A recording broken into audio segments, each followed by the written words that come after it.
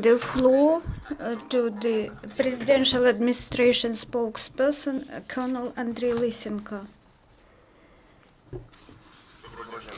Good afternoon, dear colleagues. Today, Ukraine celebrates the Day of Air Forces of Ukraine, the holiday of our military pilots, anti-aircraft men, and radar technicians.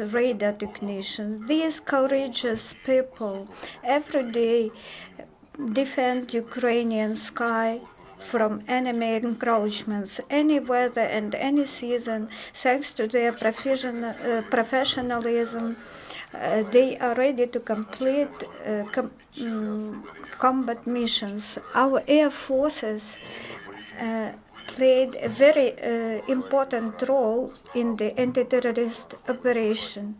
Their operation flight ensured evacuation of the injured military men, provision of food and ammunition. They helped to destroy military vehicles of the occupants. Consolidated detachments of the air forces completed important missions on land, in particular during heroic defense of the Donetsk airport. For courage and heroism during the anti-terroristic operation, 2 officers of the air forces were awarded the Hero of Ukraine status post-mortem. They are Lieutenant Colonel Dmitro Mayboroda and Colonel Konstantin Mogilka. We humble before the deceased and greet the alive servicemen of the air forces and the veterans.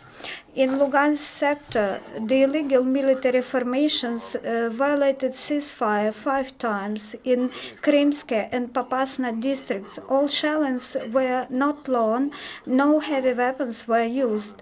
In Donetsk sector, yesterday, the occupants intensively used heavy weapons. Every second shelling was with the use of mortars. The most intensive hostilities took place in Zaytsevo, Novoselivka, Druga, and Avdiivka. On this and other lines of defense, the ATO forces returned fire. We should mention that some shellings were during daytime. Illegal military formations yesterday conducted their attacks along the whole front line. Yesterday in Donetsk sector, there were 23 hostile shellings, including 12 with the use of heavy weapons. In Mariupol sector, the main hostilities took place in Krasnogorivka, Mariinka, and Shirokino, where the enemy in daytime and nighttime actively used mortars. In Mariinka, Ukrainian troops successfully rebuffed the attack of hostile subversive group. Between 3 and 5 a.m., they attacked on Ukrainian army's positions.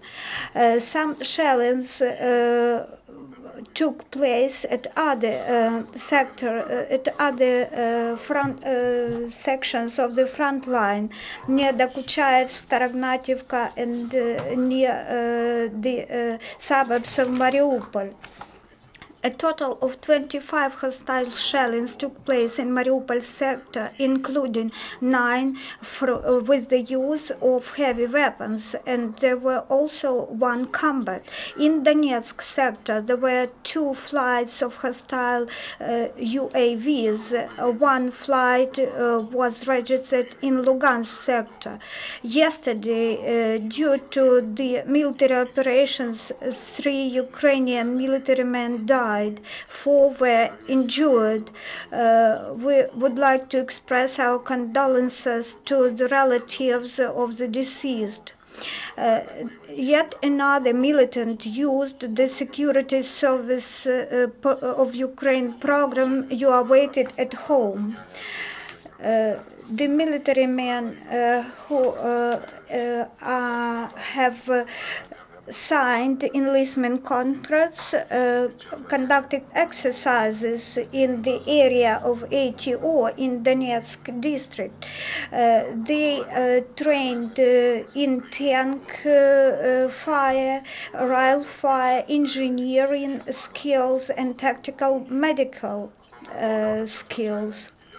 The group of marine forces of the Ukrainian army returned from international exercises through Eurasia Partnership Dive 2016, which were conducted in Romania. The main attention during the exercises was paid to theoretical training, diving, and identification and neutralization of explosives. The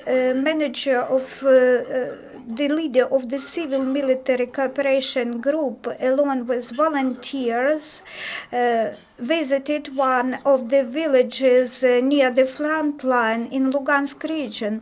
The team provided to local residents legal consultations and also provided construction materials to the school. We would like to ask the question about the intelligence and reconnaissance. What happened? We know that there was some blast. Who was guilty and where are the injured persons now? We don't have details so far. I think that the details are in the military prosecutor's office. You can address them. Do you know where are the injured persons?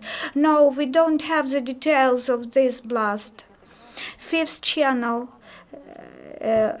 Where the persons were killed, the most losses were in Krymsk, 2 deceased and 1 injured persons due to the blast and shellings, and 1 injured in Mariinka and 1 injured in Pavlopil. They are victims of hostile shellings. I would like to ask about Lugansk sector. The military men told us that they see the military men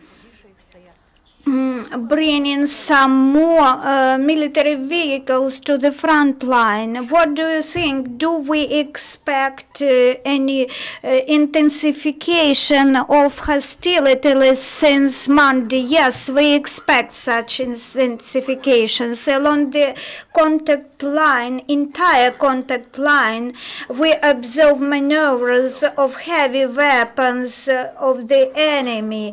They concentrate military vehicles, and we also observe rotation of the Russian Federation forces and militants forces, and we see movements and dynamics of the militants along the contact line. It is monitored.